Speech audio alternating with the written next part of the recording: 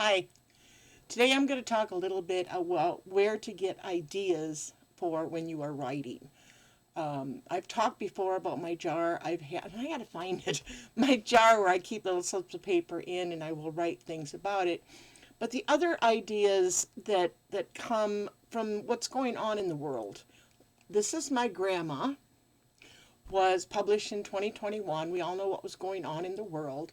But the original idea for this book came when I had my knees replaced and my daughter in law brought my grandson.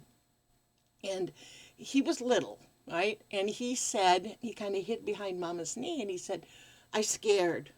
Because he didn't think it was really grandma because tubes and lines and beeping and nurses and shots and all that stuff was going on. And he wasn't real sure that was really his grandma. And originally, when I wrote this book, I was going to call it I Scared. But I had the editor kind of got in my head and said, yeah, no. So we come up with Is This My Grandma, which is a very good title for the book. And it talks about little brother and big sister going to see grandma. Mom says, we're going to go see grandma. And they don't go to grandma's house, so they go to this big red brick building. And he's scared. They go into this funny little room that makes his tummy feel funny, an elevator, obviously. But there's people in beds with pajamas on, and there's lights flashing, and there's voices from the ceiling, and there's tubes in everybody's arms. And they get into a room, and Mama says, here's Grandma.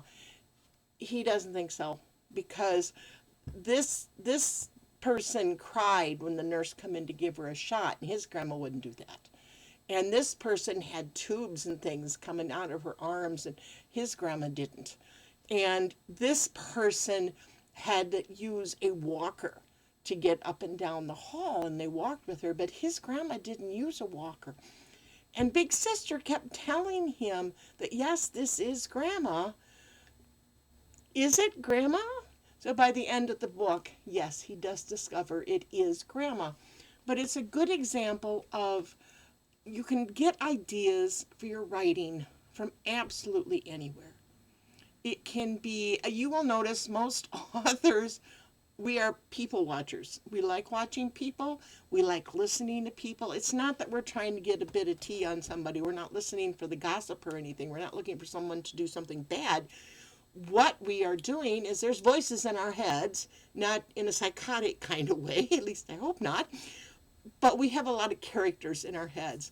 And we hear a phrase. We don't usually hear whole conversations. What we hear are phrases. And, in our heads, we're going, do I have a character? Because I really like that phrase. Do I have a character that would normally say that in their normal life? And maybe not, in which case you're going to probably birth a new character for some other book into the future. Or somebody does something, shows something or does something or some action, and you think to yourself, oh, that was pretty cool. I can use that in such and such a story. Or my character such and such could do that. And so we are constantly watching people.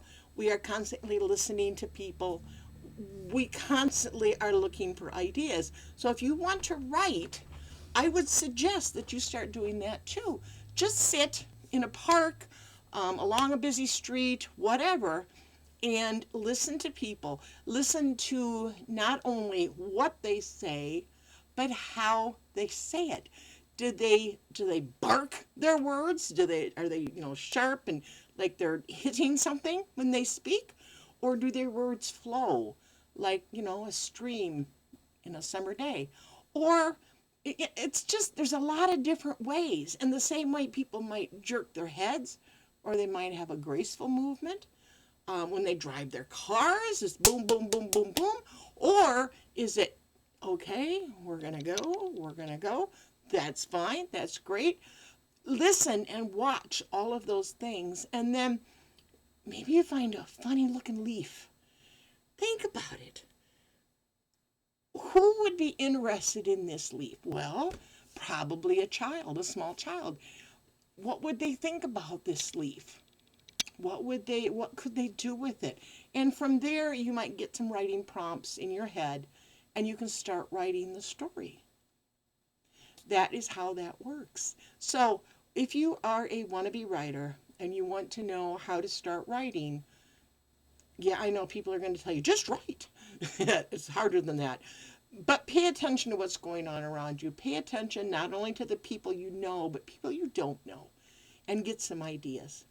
In the meantime, I hope you have a wonderful time writing, and I will see you at some point in the future.